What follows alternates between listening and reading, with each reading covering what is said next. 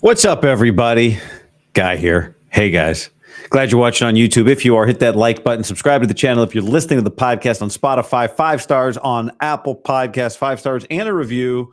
Appreciate that very much. I mean, Niners lost to the Vikings 23-17. They're now 1-1. And it's tough. I mean, it's tough if you're going to fumble more than the other team. Oh, Minnesota had 3 fumbles and the Niners had 3 fumbles. But if you're going to throw more picks, oh, Minnesota and the Niners both had the same number of interceptions. Well, the Niners did commit more penalties. No, Minnesota had 7 penalties and the Niners 4. Huh. Minnesota did get more first down. Nope, the Niners had 7 more first downs. Well, but Minnesota ran more. Nope, Niners had 13 more plays. Well, but if your quarterback's only going to throw for 268 yards and their guy's going to throw for 319 yards, oh, had that reversed. Brock threw for 319 and Darnold threw for 268. Well, that was weird then. That was just bizarre. The hell was that? It was bad third down defense, bad third down offense, and 6 yards per carry. Sometimes the Niners get in these games where you're like, oh, now they got this thing going. If this was a 5-quarter game, they'd come back and win the sucker. And maybe they wouldn't have because, defense wears down and yards per carry. If it's going to be 6 after 4, what's it going to be in the 5th quarter? But I thought, they were so lucky to be in the position they were in at halftime in some ways. But in some other ways, it was like they were so unlucky to be in that position. And to me, when you look at a game and you say, well, if only a few things had gone this way, they could have been down by 20. But also, if only a few things had gone this way, they could have been up by 10. Then you just have a team playing a roller coaster, erratic game. And that's what the Niners were. They were erratic. They were a little all over the place, or a lot all over the place. I don't even, you love seeing a guy go for it on 4th downs, but they had stuff that felt out of character. They had no timeouts left at the end of the game. They used them on defense. I said last week that I thought Shanahan was that new Kyle was going to hold his timeouts less just based on the way he coached week 1, that he was just going to, I need a time. I'm not going to the locker room with any timeouts. And, I don't know if I don't know if 2 weeks is enough time to determine that he's using timeouts differently, but it's just the second game in a row where he is just, I need a timeout, I'm using a timeout. And one of them they used early in the first half because Brock's shoe came off. Nothing you can do about that. But, go to Minnesota. They just had so much stuff go weird. But at the end of the day, if you're going to be 6 yards a carry defense, Niners, Jordan Mason ran the ball well, and they were 2 yards worse per carry. And then they were awful on third down. And converted some tough ones too. Like they had to work pretty hard to be 2 of 10. I wrote that down and now I got a double. Yeah. The Niners had to work pretty hard just to be 2 of 10 on third down and 1 of 3 on 4th down. So 3 of 13 on 3rd and or 4th down. And it actually felt harder that they had some big conversions. They had some big conversions. I mean, the 4th down conversion was big. The 3rd down conversion on the same drive that led to the touchdown. Those were big. So a bizarre game. I'd love to tell you that this means that they're worse than Minnesota and things are so clear now. I don't think they're worse than Minnesota, which is what makes it so frustrating. I'd love to sit here and be like, told y'all. Trey Lance wouldn't have beat him like that. I told you guys Sam Darnold was the better quarterback than Trey Lance last year in camp. That was coming from somebody who didn't think Sam, before the Niners got him, was going to be that impactful. And then I just watched him in practice and went, this guy's got an arm. He can move. I don't know what his ceiling is going to be, if he's ever going to be a top 3 pick ceiling, but you get him with a Kyle-like coach, and it can work. And he can throw a deep ball. Remember, he hit Ronnie Bell in the preseason last year. And what did he do today? 97-yard throw to Justin Jefferson. That said, he shouldn't beat you. So as somebody who's pro Darnold to a point, as always, I'm Goldilocks. As somebody who's pro Darnold, that should not happen. And the fact that they didn't have Christian McCaffrey to me is okay. You still got Debo. You still got Kittle. You still got a lot of good players, a lot of expensive players, a lot of good players. Fred Warner's an expensive player who made his money today. Like that guy, it feels crazy to say it, but it feels like, again, I'm watching Fred Warner thinking, oh, I thought he was in his prime last year, but I think he's in his prime this year through 2 games. Is he not losing a step or is he improving? I'm not sure, but he is in his prime. Like he's definitely not losing a step. He might be improving. Fred Warner was a one-man wrecking crew today. Isaac Yiadom recovered 2 fumbles. Now he got targeted a few times in the passing game. They went at him a little bit. But, just like last year, the defense put handcuffs on the Niners, or at least made them erratic. They didn't have all their receivers.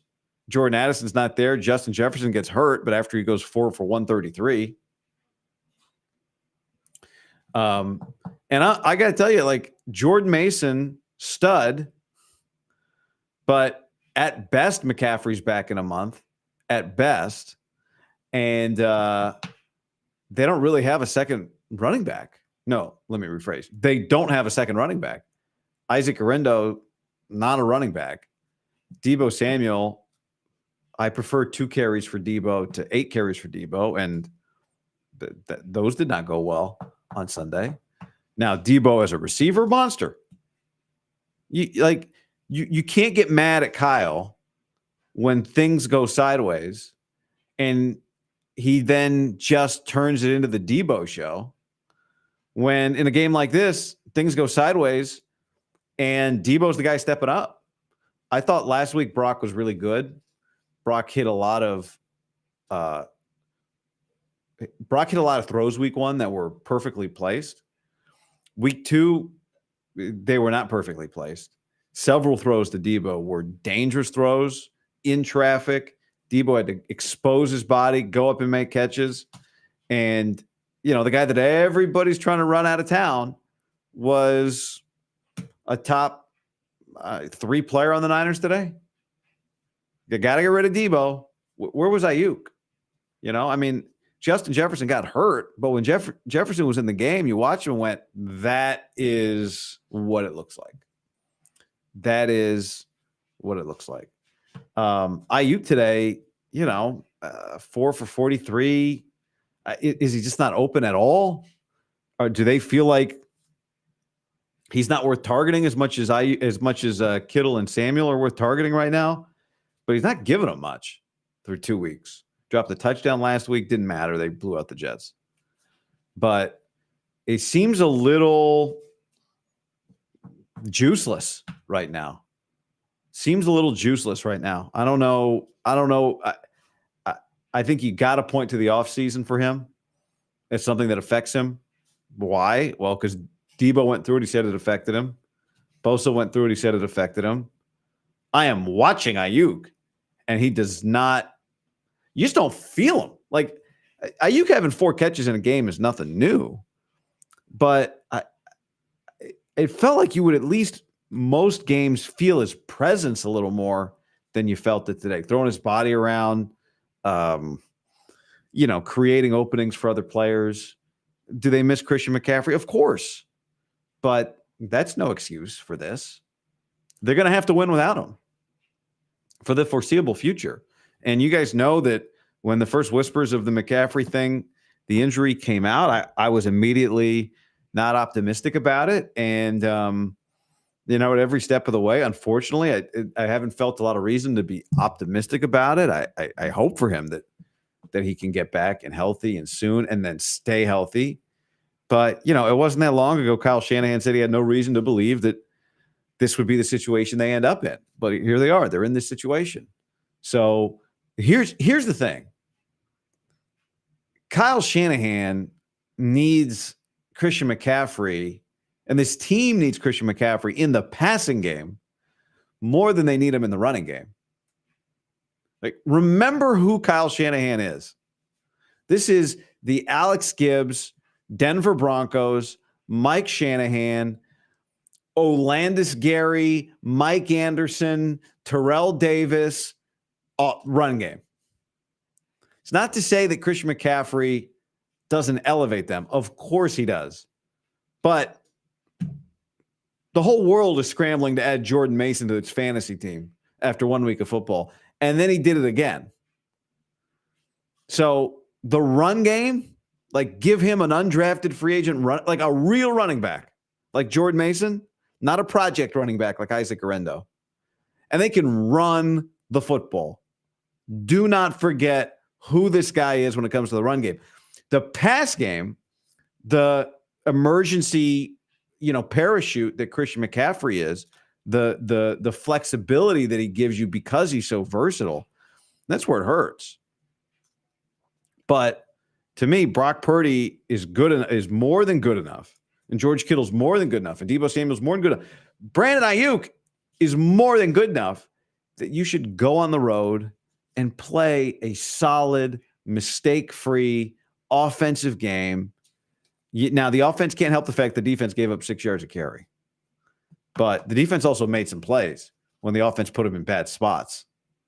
Fred Warner causing that fumble, Isaac Yiadom recovering it. That saved the game. They lost, but it saved their opportunity to win the game. So, it's too early to tell on the Nick Sorensen defense to really, make a conclusion. I thought the Yiadom, Mooney Ward, Diamador Lenore secondary cornerback group would be a more lockdown than it was on Sunday. But, if you're going to end up with Jair Brown and George Odom on Justin Jefferson, you are losing that battle every time. They got smoked. Of course they did. That part of their and Talanoa Hufanga coming back is great, but he's coming off a significant injury, and he wasn't a fast guy to begin with. So it just does, and maybe if you watched every team, you would feel this way, but particularly with this team, it's just like 3rd and 12, time to get a stop, first down. What was that? 3rd and 13. Just get a big stop here. First down.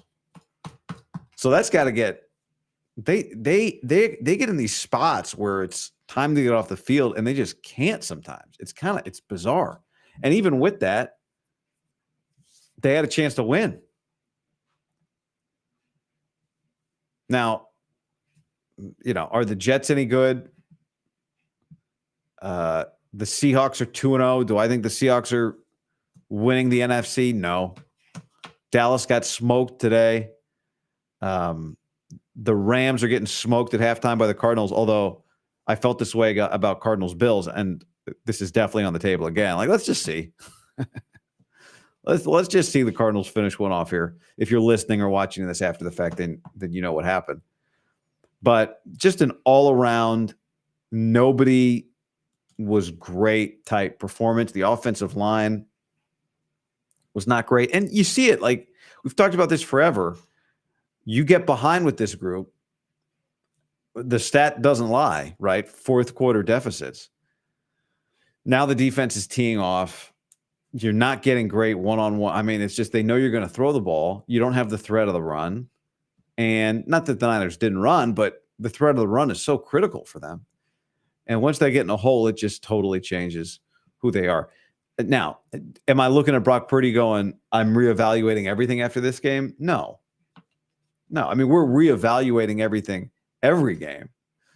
But I thought he did a lot of good things today. But, there are games where your receivers help out the quarterback. There are games where the quarterback helps the receivers. I thought today was really a game where Deebo, Kittle, and Juwan Jennings really helped Brock Purdy. He threw several balls.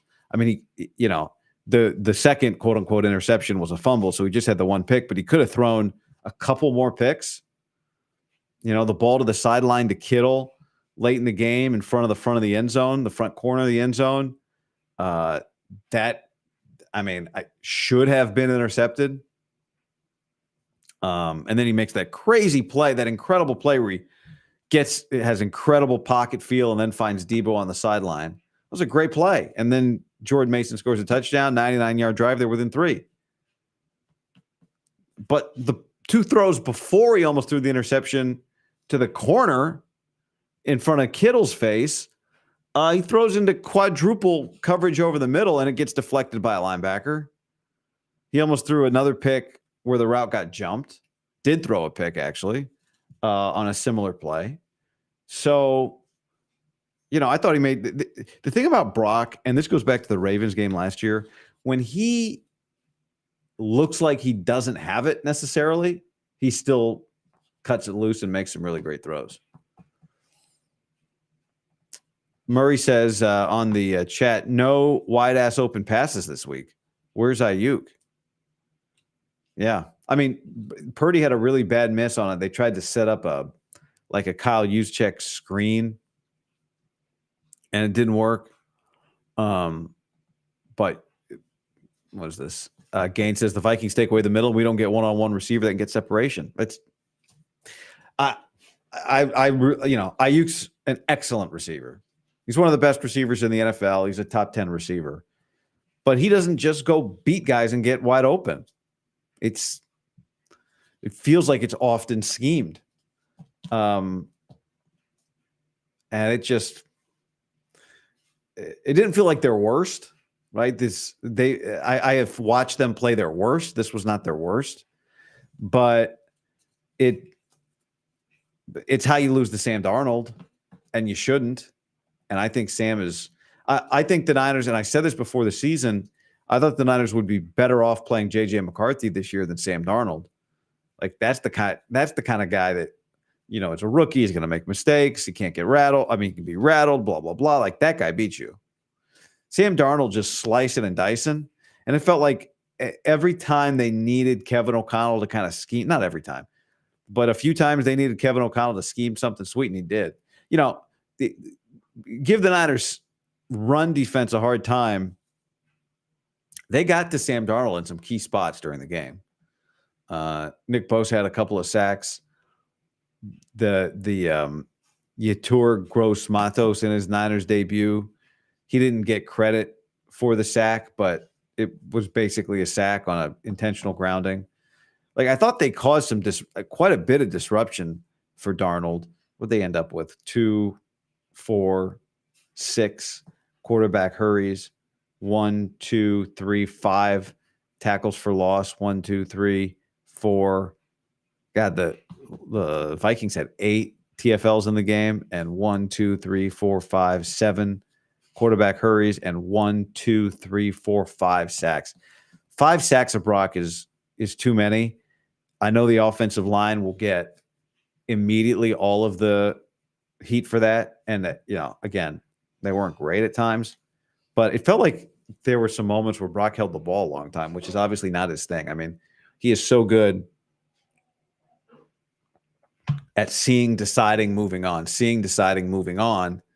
And today, I credit to a very good defensive coach, but it just felt like at times he held the ball longer than we're used to seeing him hold the ball. And it was unfamiliar. The whole thing was unfamiliar. Now for them, okay, it's week 2. Go, what Rams team are you to get next week? You play the Patriots, you play the Cardinals at home, you go to the Seahawks. I mean, there is a clear path here to bounce right back. But, I think the bigger question that comes out of the game is there's a chance that they could end up, because they upgrade at right guard with Pooney, as a better blocking team. But in order for that to happen, Trent Williams has to be the superstar that he's paid to be. And Brandon Aiyuk has to be the star receiver that he's paid to be. Brock Purdy is now 4-2 in games in which he throws for at least 300 yards, which surprised me. He threw for over 300 today. I thought we'd look that up. And, a lot of times when your guy throws for a lot of yards, it's actually not great because you're playing catch up, especially for the Niners, who would love to just have the lead and then, run and run and run. So I was a little surprised to see that Brock is 4-2. He was 4-1 coming in today. Games in which he has to throw for 300 yards, but that's still not really the recipe. This weird, like the fourth down plays, you love seeing go for it, and they got one, but just everything felt a little out of place. And they just get in these spots where they're playing catch up and they just run out of time. It feels like it happens a lot. Now they lose there. That's a tough place to play. That's a very well-coached team. It's a tough environment, blah, blah, blah. Jacob Cowing, I know I've told you guys, maybe he's kind of a representative of this game where he looked fantastic to me catching punts, very comfortable. Every time I'd watch him do it in practice or in the preseason, and I was texting with John Dickinson, who was there, and he's like, yeah, but this is different now. This is, you're looking up into that different, the translucent dome roof, and you've got a crazy crowd. So it's just a different level of pressure, a different level of energy, and maybe that affected him. So, you got to put that on the watch list now. How does Jacob Cowing handle next week? It'll be, there were Niner fans there today. You heard them. The test is always get the ball to Kyle Juszczyk and see what happens. And they got the ball to Kyle Juszczyk a few times, and you could hear the crowd go juice. And we know in LA next week it'll be some of the same. Cardinals to score again. Maybe the comeback's not coming for the Rams, but it was more of the same. No Puka Nacua. But it'll be another test for him. Like Jacob Cowing, that's a big question. I wonder if you're the Niners, do you try and get Cowing, who can be a little dynamic, some end arounds, just some quick screens, that type of thing? Maybe you get him the ball. Maybe you try and get Jacob Cowing into the offense. I know you have so much talent that it seems like, well, why do you have to go to Cowing? You got Aiyuk, you got Kittle, you got Debo, you got Jennings. You got Jordan Mason for the second week in a row. But if you're looking to spark something, looking to create a little something, they haven't been willing to go to him on offense. Week 1, they went to Ronnie Bell ahead of him. But, that might be a way. I think it's if we're being fair to Jake, if I'm giving Jacob Cowing the benefit of the doubt, I go, you don't get to play on offense. But you do run out there for punt return however many times a game. And you got to be ready for that. Just step out there, go do that, and then come back over here and sit around until we ask you to do that again, which is part of being a pro. It's not unfair, but I think he might actually be able to provide something for them that they're looking for, which is something a little dynamic, somebody that can create. Right now, they're just not. Today, at least, they weren't really able to create. They didn't even. I'd have to look at the numbers. There was not a lot of yak.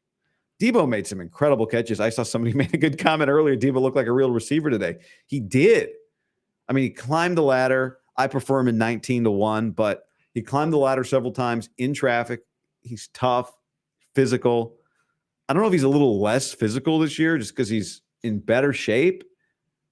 It doesn't feel like the run game is quite as effective with him as it has been. Not doesn't feel like it isn't statistically as it has been before. But Jacob Cowing is worth thinking about offensively. Can you build him in and just add another dynamic here and take a few carries off of Jordan Mason's plate? He handled it last week. He handled it again against the Vikings. But this is a long play with Jordan Mason here now, right? This is not just a couple games till McCaffrey comes back. This is a long play. And I just think you have to assume that McCaffrey is not going to be back when they say he's going to be eligible to be back. You just have to operate that way. And if it happens, great, but you have to operate like it's not going to be the case. And to do that, like you got to find a way to distribute the ball to somebody else around the line of scrimmage. You like to do it to Debo a lot. You don't really do it with Aiyuk. You do it sometimes with Jennings. Do it sometimes with Kittle. Those plays feel like they don't really work, right? When they throw one of those like a bubble screen, they'll hand it to Kittle. I don't know what the success rate on those plays are, but it feels really low. And yeah, Garendo got a carry, and it reinforced kind of what I think everybody knows is that he's not a pure running back. So he's not the substitute there either. So how do you take some of the weight off of how do you take something mean to click on? How do you take some of the weight off of Mason? And the real goal here is not to take the workload away from Mason necessarily. That's a benefit. It's just to try and find some easy dynamic plays. And to me, that's all right. Get Cowing involved. So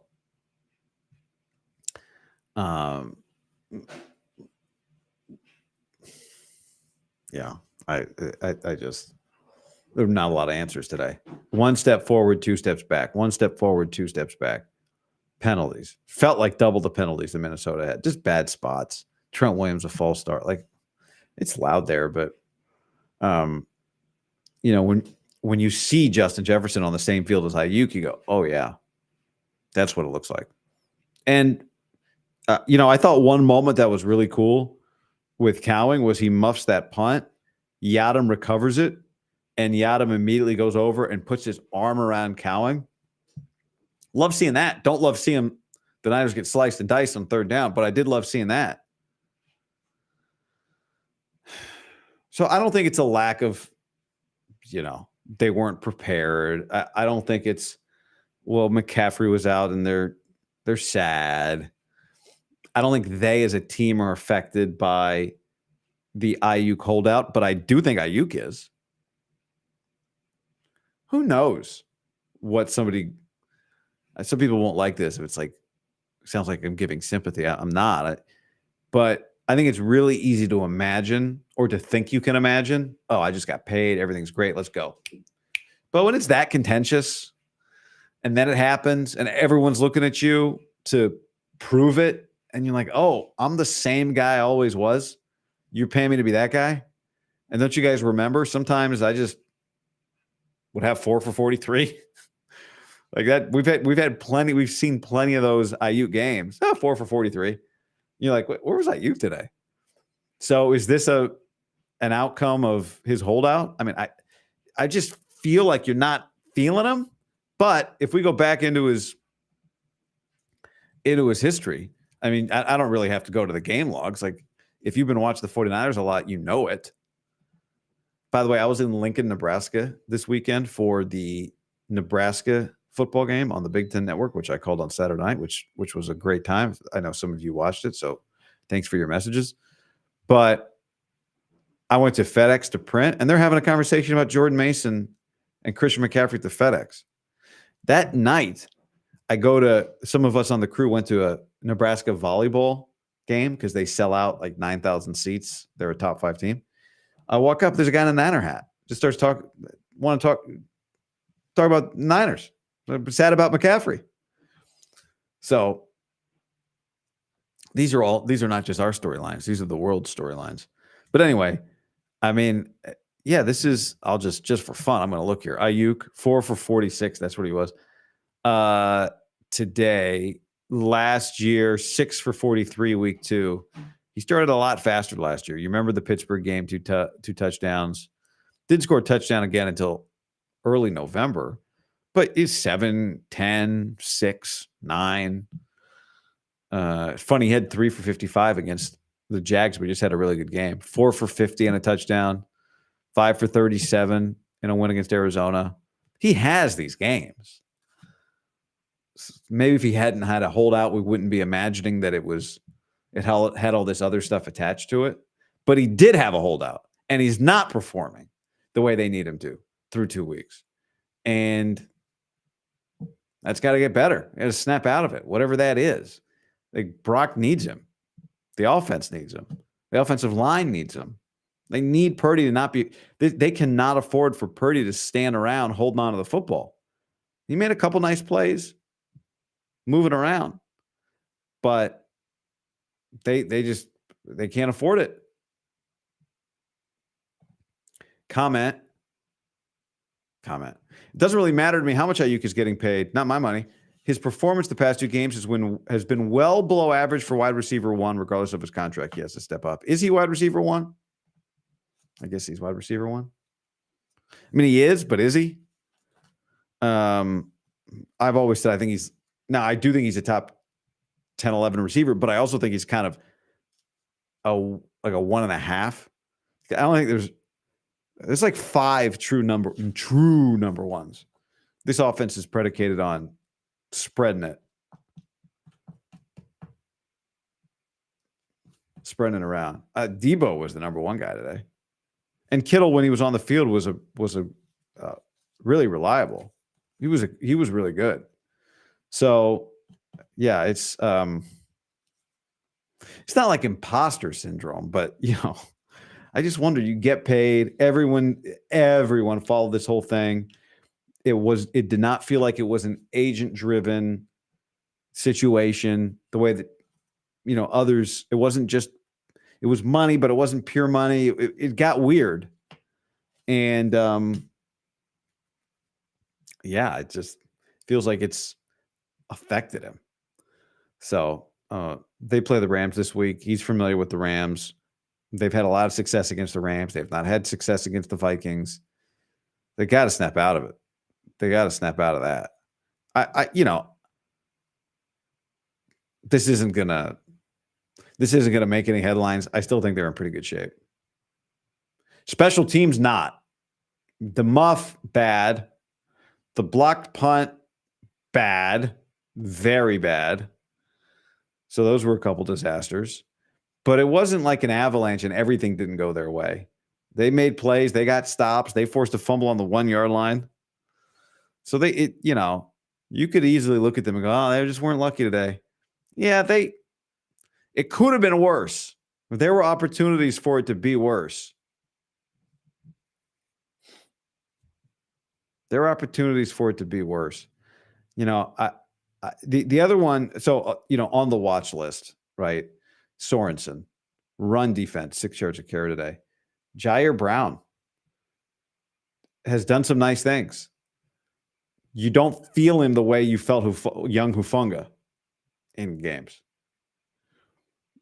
If he's their second safety, fine.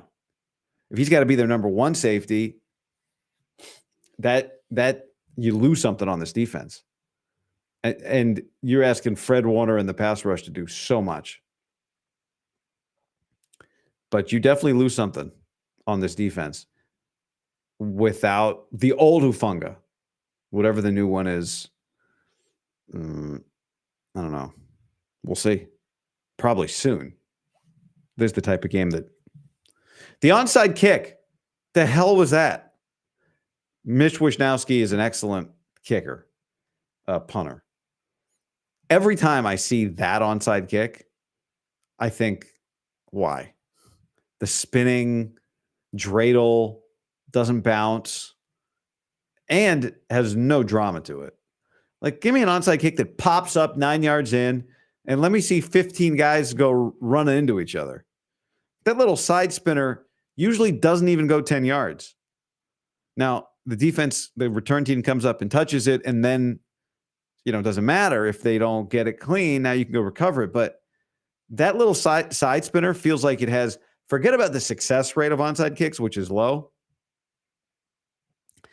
That thing feels like it has a 80% no chance rate.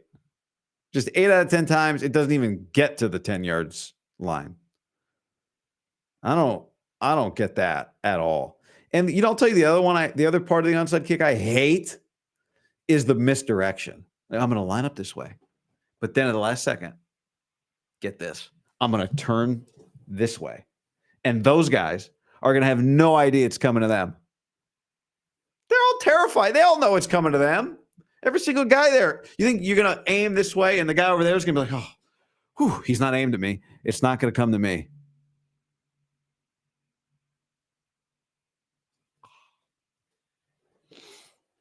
I mean, look, the onside kick, you get to the onside kick when 10 other things have gone wrong. Or maybe, you're an underdog and 10 things have gone right. So that's not why they lost. It's not even on the list of top 35 things. But onside kicks. I know they fail, but at least get it to go 10 yards. Get it to bounce.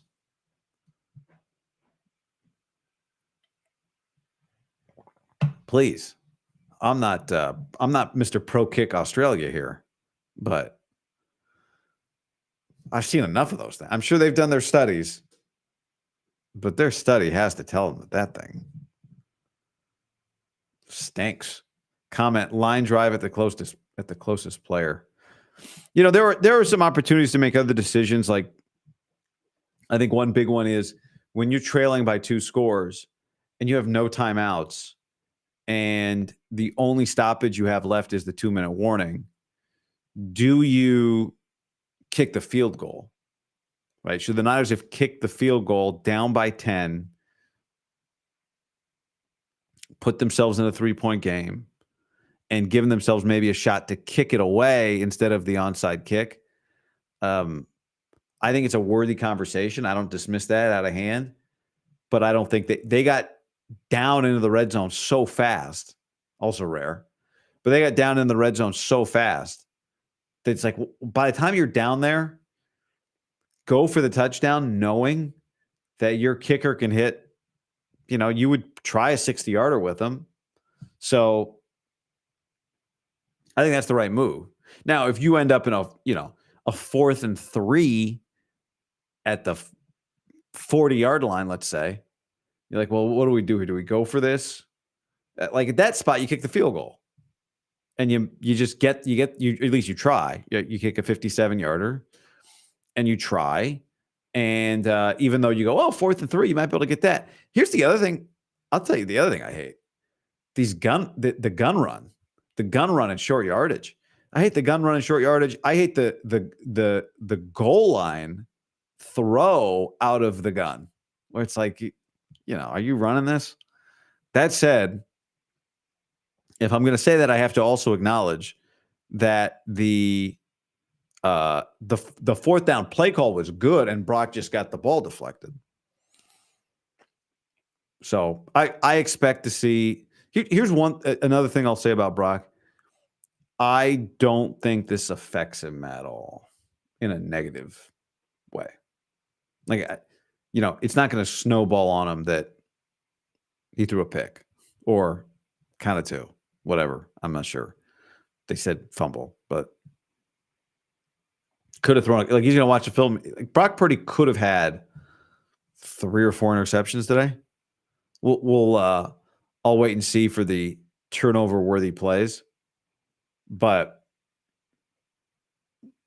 it felt like 4 or 5. Like, my guess is when we look at Pro Football Focus this week, and not that they're they're just you or I can look at it and come up with turnover-worthy plays as much as anybody else can.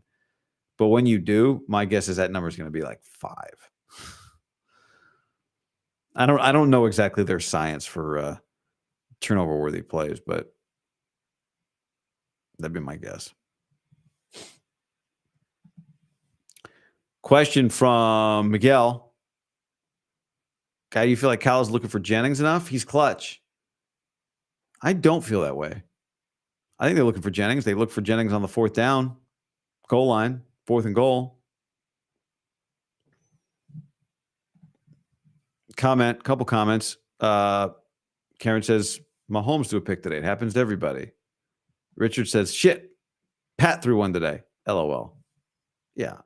The thing that I love about having a young quarterback to evaluate like Brock Purdy is the same thing that, can make it kind of crazy, that every game is a reevaluation.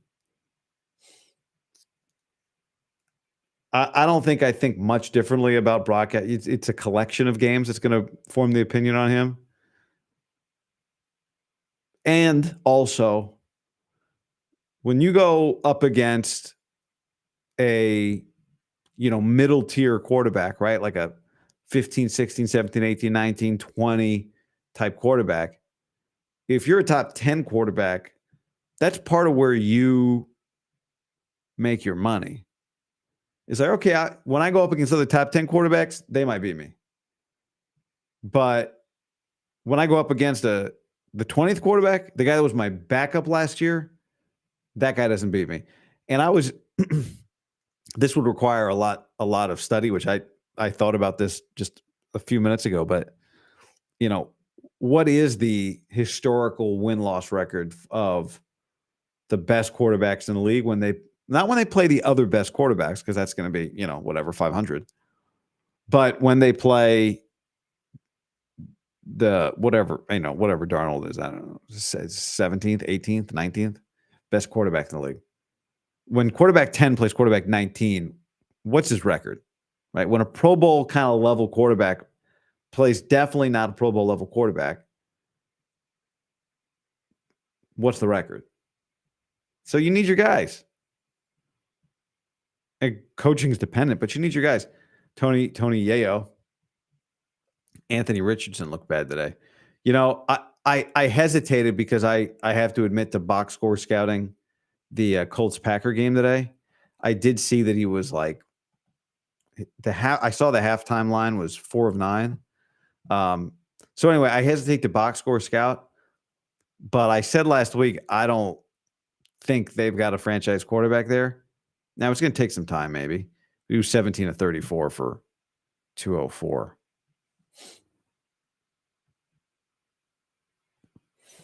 Comment, D-line hasn't put up much pressure the last 2 games. I don't know if I agree with that. I thought I didn't think their problem was pressure against the Vikings. I thought their problem was stopping the run consistently. Goff looked bad. Yeah, Lions lost and should have lost last week too.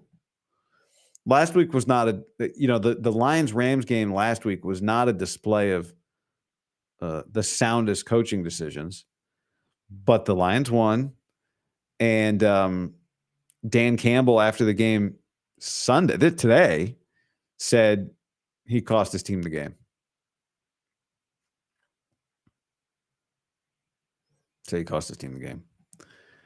So, all in all, to me, the big picture with the Niners coming out of the week, the McCaffrey thing is a much bigger story to me than loss to the Vikings. I've seen this game before. Now, here's the thing. I don't love seeing this game week 2. I'd prefer you be like, 5-1, and then you play that game. You go, oh, that was weird, because you have a better sense for the team. But they go to the Rams. They go to they host the Pats. They host the Cardinals. They go to Seattle on Thursday night in the middle of October. The goal is to be 5-1 going into the Chiefs game at home. Cowboys got throttled today. Somebody sent me a stat that it wasn't through the end of the game, but at one point, after several scoring drives, where did I find this?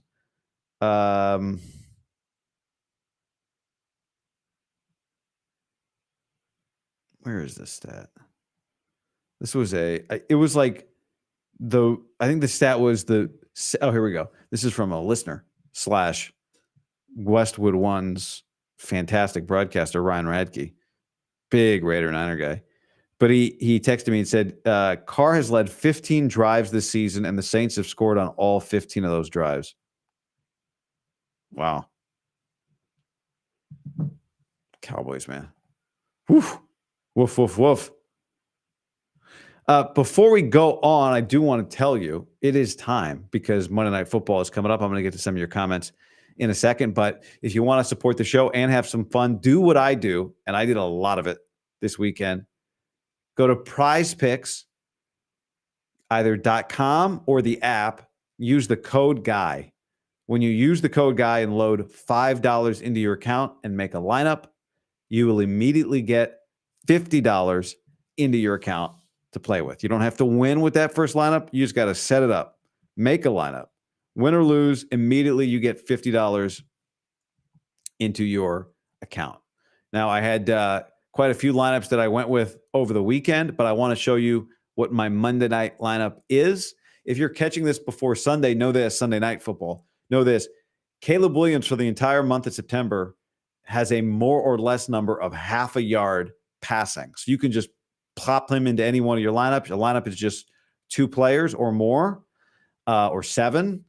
And you're gonna get that Caleb. As long as you just make sure he's playing half a yard Caleb, you're good to go. So $5 lineup. If you're watching on YouTube or listening to the podcast, those are the two ways to get this. In the description is also just a direct link. Use the code GUY. So here's what I've got coming up on Monday night for the Eagles and the Falcons. I have lineup number one, $20 pays 160. All right. I have Jalen Hurts, more than half an interception against the Falcons. Jimmy Lake, the old Washington Huskies coach, almost said Huskers. I spent all of Saturday just trying not to say Huskies, and now I meant to say Huskies. I say Huskers. But Jimmy Lake is the Falcons' defensive coordinator. Bring the heat. Last year when Hurts was blitzed, his QBR dropped to 14%, and he threw 8 interceptions. He had 2 picks week 1 against the Packers. A.J. Brown looks like he's out for Monday night. So I'm going more than half an interception for Jalen Hurts, combined with Drake London more than half a touchdown in this game.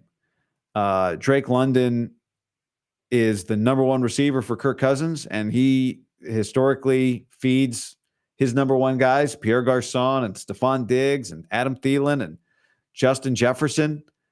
And I think he's going to get Drake London a touchdown, and I think maybe they get creative and find him a way to get a touchdown. So that's part 2 of that. And then part 3 is this one's very fun. Young Ho Koo plus Jake Elliott, the 2 kickers on Monday night. I have them a combo. This is a fun prop to root for during the game. Of half a field goal of over 48 yards. 70% of Jake Elliott's made field goals over 50 yards. He's made 70% of his field goals over 50 yards. He's 2 of 2 from 60. Koo is 80% from 40 to 49 and 74% from 50 plus. So that's a fun one to root for. And by the way, a lot of you sent me messages. Jack Fox, the Lions punter, I have him in a lineup combined with Brock Purdy, a season-long lineup of more than half a passing yard for Fox, and then Brock's season total 3,800 yards. And he had a 17-yard fake punt today, pass. So that hit. Now I just need Brock Purdy to throw for 3,900 yards, basically. So that's lineup number 1 for Monday night. Lineup number 2 for Monday night is this. Kirk Cousins, less than 225.5 passing yards. Saquon, how about this one? This was fun. Saquon, in his first 5 rushing attempts, more than 20.5 rushing yards. And then Caleb Williams, I included a Sunday night, and I got this in before Sunday night, obviously. Caleb Williams more than a 9.5 yard long rushing attempt. So if you're watching Sunday Night Football, I need a Caleb Williams 9.5 yard rushing attempt, and then we'll get to Saquon and Kirk Cousins on Monday night. So that's what I've got for PrizePicks. That's my PrizePicks segment. Go to PrizePicks.com, download the PrizePicks app, use the code GUY. You get $5. You put it in there, you use it in a lineup, and then you will get $50 immediately into your account. And get after it. So hope you enjoy it. Hope you have fun with it. I'm nonstop. I'm playing a ton of college football and NFL. So appreciate the support on that, and hope you enjoy it. And send me some of your lineups. Keep an eye on my lineups for me too. I got so many lineups. It's I got so many lineups. It's hard. Watch out for Green Bay this year. Their backup quarterback looked good. Well, I'm not watching out for Green Bay until Jordan Love is back, honestly. But they got a good coach. This is the thing about the NFC. I said it last week, and I'll say it again today. The Niners have, to me, the best combination of coach and talent. And it's why they should be held to the standard of winning the NFC. It's what they got to do. And, it's not going to be judged on one game against Minnesota. It's going to be judged on, in the end, are you going to be better than all these other teams that are also really flawed? When you just look around the conference. Minnesota is 2-0. Seattle's 2-0. New Orleans is 2-0. Those are your 2-0 teams. Tampa, 2-0. We'll see Philly on Monday night. But Detroit, they could easily be 0-2. Dallas, we all know what we're getting with Dallas. Green Bay, I like Green Bay. I like Green Bay going into last year, but they got to prove it a little more before people, they earn all the stuff everyone's giving them. So that's the good news for the Niners, is that the NFC is just a list of teams with flaws or unproven quarterbacks or non-top 10 quarterbacks, but good defenses and good coaches. Doesn't guarantee anything at all. But, the point is now one loss against the Vikings doesn't sink the whole thing. Comment: Aiyuk is the highest paid ghost in the NFL. Look, here's the thing about Aiyuk. Brandon Aiyuk was not going to earn all of his contract in the first 2 weeks of this season. And the money that he got doesn't change who he is. What you want is just to get who he's been.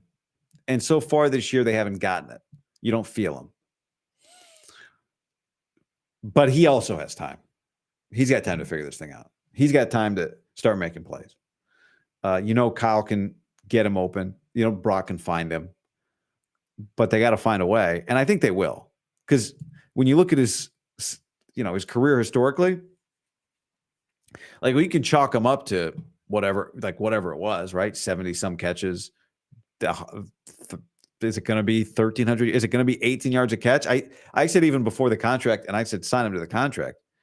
But I said even before the contract, that's a career high. You're not getting 18 yards a catch again. Probably ever. It's crazy. You're not getting that number again. It's just not normal. But do you get 75 catches reliable? Do you get blocks? Do you get 16? Do you get 15 and a half? Do you get 14 and a half yards per catch? Right? Like anything at this point feels like a win. Comment: every 600-pound, every 6'5" high school basketball player is not good enough for the pros. Should just lift and eat till they're 300 pounds. Yeah. I mean, that's the path. Become a tackle or a guard. 6'5", you probably can't be a center. Jay King says, if Brock tries to play like Allen or Mahomes, it's a disaster. I'm not sure exactly what part you mean there, because I thought that on Sunday when Purdy tried to create and make a couple plays, he actually did. From the pocket, it was where he made some throws that were very dicey. I correct me if I'm wrong, but his dicey throws were not extending plays, doing crazy things. His dicey throws were in the pocket. I'm just going to try and fit this ball in front of four guys over the middle of the field. There were some of those balls over the middle were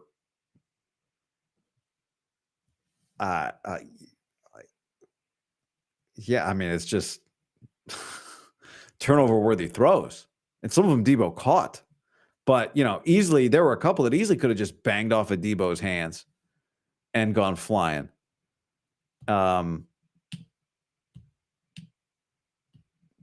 Adrian says Sammy Dimes over Purdy. I disagree with that. I'm not sure if that's serious, but it's a fun conversation just because I watched them both in camp last year. Purdy does not have the arm talent, quote unquote, that Sammy Dimes has. There's no question about that. And I sense a touch of sarcasm in the name Sammy Dimes. But he processes so fast. I think in the long run, you're just going to get more out of Brock Purdy. And that'll, I think already you have. Like you think about where Purdy is at this point in his career, Sam Darnold's been in the league a lot longer. Something that came up last week, here's a comment from Jam, says, Purdy was looking for the deep play early on, just throw short and move the ball. And maybe that's a McCaffrey trust thing, if that's the case. I'll go back, obviously, and watch it again. But that is the second week in a row that's come up. Last in week 1. He tried to force a ball into double coverage to Eric Saubert when he had Jordan Mason on a check down for a first down. And that was really the exact thing I mentioned that he talked about with Kawakami, that like his big thing is just keep drives going. And he does a lot of that is the thing. I like to see him take a few shots down the field. But on a day like today, when it felt like there wasn't a lot of time to throw if you held onto the ball, maybe waiting for something to open up, it wasn't going to open up. Usually with, the thing about the Niners offense generally is if it's not open deep right away, it's not about to open up.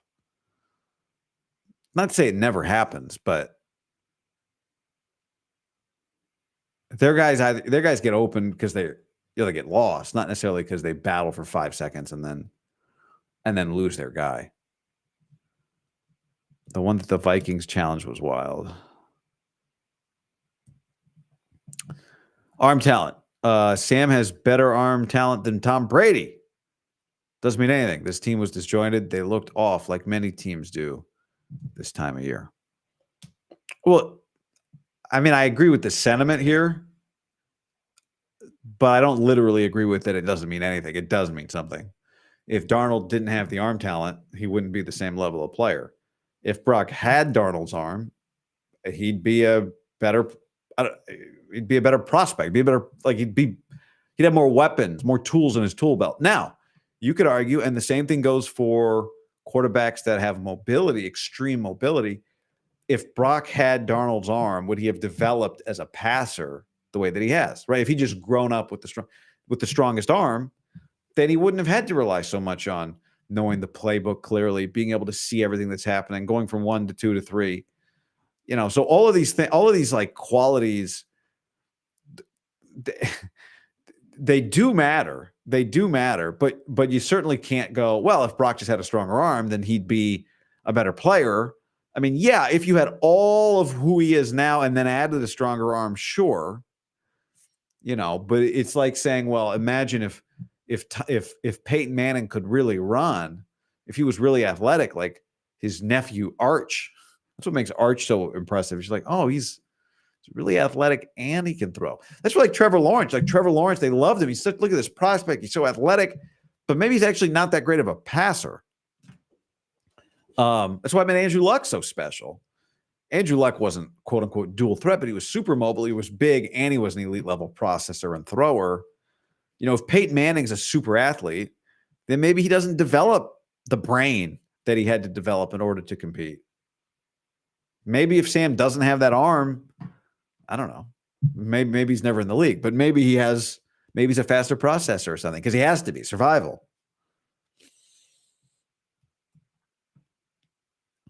I don't know. I do love talking about that though. Quarterbacks' skills. Let me see. Let me check. I didn't, this was a little different today. Did not do like the full, which is fine. The full go through everything in segments for everything. I got all these Brock throws here. Any Brock throws I missed? No. I talk about all those. Kyle Shanahan's decisions. Fred Warner saving their ass. Yetur Gross-Matos' return. Yeah. Hit a lot of that stuff. So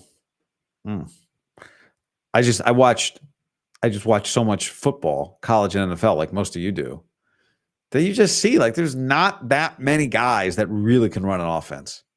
I'll tell you one though. As I mentioned, at Nebraska this week, Dylan Raiola. He's only played 2 weeks. He's a true freshman, or 3 weeks now. True freshman. Nebraska's quarterback, big time prospect, like big. You've probably seen a lot of the videos of him. People, comparing him to Mahomes and all, his mannerisms. Got to talk to him actually at the Nebraska facility, which is amazing. Nebraska just opened up. Matt Rule is an awesome coach, like an awesome coach. He wins. What does it tell you about Carolina? Then maybe you go like, well, maybe he's not an NFL coach. The thing about him is he's like an organizational leader type. He won at Temple, won at Baylor. He's winning again at Nebraska. You look up and the Panthers just I couldn't imagine you're like a Panthers fan, a Titans fan. At least the Titans have had some success recently. A Jags fan. The long ago expansion teams with like the same kind of cat logos. Being a Panthers fan, I saw some clips of them today. It was just woof. Somehow they're minus 30. I think they have the worst point differential in the league by a long margin. Carolina's minus 37 through 2 weeks. Yikes. Anyway, big Matt Rule guy. Dylan Raiola is awesome. He's still young. He's still got a ways to go, but he is awesome. And Nebraska is a hell of a place to go to a game. 399 straight sellouts. They're going to have their 400th straight sellout on Friday night. They've sold out every game since September of 1962. They're going to play on Fox on Friday night, top 25 matchup against Illinois for you college football fans. And it's just an incredible place. I was a Nebraska fan in like we lived in Omaha. My dad was in the Air Force. So it was like a heyday of Nebraska. But I'd never gone to a game. And they had 86,000 there. And it was amazing. It was amazing. It was such a good time. And it was, to call a game there was just awesome. Awesome, awesome, awesome. So put it on your bucket list. If you're a college football fan, all my buddies who are fans and like do bucket list trips, they'll go to Oregon. Everyone goes to LSU. Feels like everybody goes to LSU. Everyone goes to Michigan. Obviously a lot of people go to Ohio State, but it feels like when somebody tells me I'm going to a game, it's like Kyle Field A&M or LSU, I think is like the most bucket listed stadium. It feels like Nebraska belongs on that list. Nebraska, highly recommend. It's not a secret, but when you watch it, you go, oh, that looks pretty sweet. And then you go. And everybody, it's 90,000 people. No matter what they do, the fans are into it. So like they do some, mascot comes out, dances, and there's a chant. Like everybody does the chant. You go to games and there'll be a little thing on the video board. It'll say, go, blah, blah. But not everybody does it. This thing, everybody does it.